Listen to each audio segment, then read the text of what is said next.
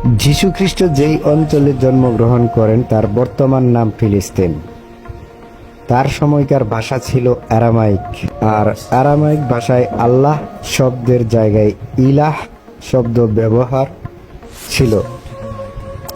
যীশু খ্রিস্ট যখন কাউকে দেখতেন তখন তিনি বলতেন, আপনার উপর শান্তি বর্ষিত হোক। বুক অফ জন 20 অধ্যায়ের 19 অনুচ্ছেদ। আমরা মুসলমানরা একজন আরেকজনের সঙ্গে দেখা হলে বলে থাকি আসসালামু আলাইকুম, অর্থাৎ আপনার উপর শান্তি বর্ষিত হোক। একই কথা, সেম টু সেম, হুবহু। বাইবেলের বর্ণনা হতে পাওয়া যায় যীশু খ্রিস্ট মুসলমানদের মতন ভূমিতে সেজদার মাধ্যমে আল্লাহর ইবাদত করতেন। বুক অফ ম্যাথিউ 26 অধ্যায়ের 39 অনুচ্ছেদ। যিশু কখনো শূকর খাননি, আর তিনি তার শিষ্যদেরকেও শূকর খেতে নিষেধ করেছেন। তার মানে কি শূকর খাওয়া হারাম? মুসলমানদের কিতাবে তো ডাইরেক্ট লেখাই আছে হারাম। মুসলমানদের মতো যিশুরও সুন্নতে খাতনা করা হয়েছে। ইহুদিদের মধ্যে প্রচলিত প্রথা অনুসারে তার জন্মগ্রহণের 8ম দিনে তার খাতনা করা হয়। Book of look 2:21। অথচ কোনো খ্রিস্টানই এই সুন্নতে খাতনা করে না, অথচ আমরা মুসলিমরা তার এই সুন্নতটাকে ধরে রাখছি। এখন পর্যন্ত আমরা এখনো সুন্নতে খাতনা করি।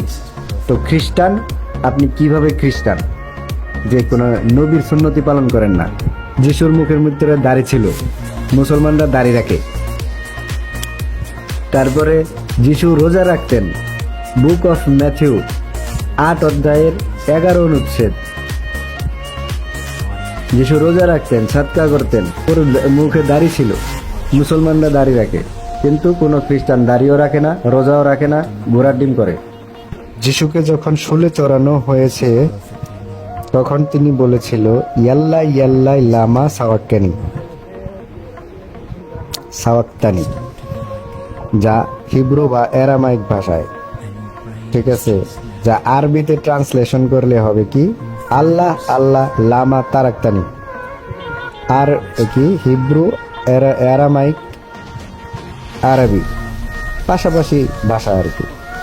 এইগুলো এটা লেখা আছে, কথাটি লেখা আছে গসপেল অফ মার্ক অধ্যায় 15 অনুচ্ছেদ 34।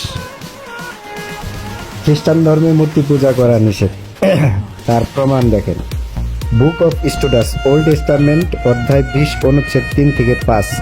তোমরা আমার পাশাপাশি অন্য কারো উপাসনা করবে না, উপরে আসমান থেকেও না, নিচে সাগরের নিচে পাতাল থেকেও না, কারণ আমি তোমাদের ঈশ্বর খুবই ঈর্ষাপরায়ণ।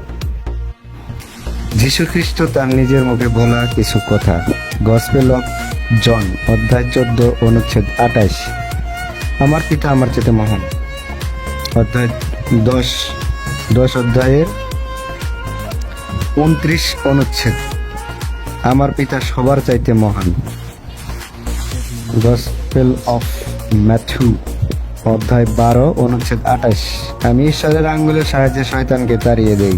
গসপেল অফ লুক অধ্যায় 11 অনুচ্ছেদ 20। আমি শয়তানকে তাড়িয়ে দেই ঈশ্বরের আঙ্গুলের সাহায্যে।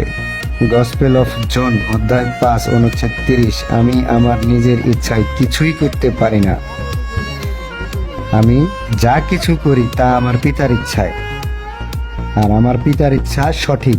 এখন পিতা বলতে কি বুঝেন? পিতা বলতে শুধুমাত্র জন্মদাতা পিতা না, যিনি বানিয়েছেন সবাইকে, তিনিও একজন পিতাই বলা চলে। তো বানানেওয়ালা পিতার কথা উনি বলছেন।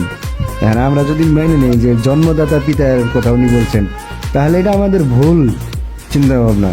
ভাই, বানানেওয়ালা পিতার কথা উনি বলছেন, উনি কখনোই বলেন না যে ওনার জন্মদাতা পিতা। ওকে, এটা বুঝে নিতে হবে আমাদেরকে। ঈশ্বরের আঙ্গুলের সাহায্যে সে শয়তানকে তাড়িয়ে দেয়, এখানে ঈশ্বর উল্লেখ করছেন উনি। তো সবকিছু একটু বুঝে দেখার উচিত।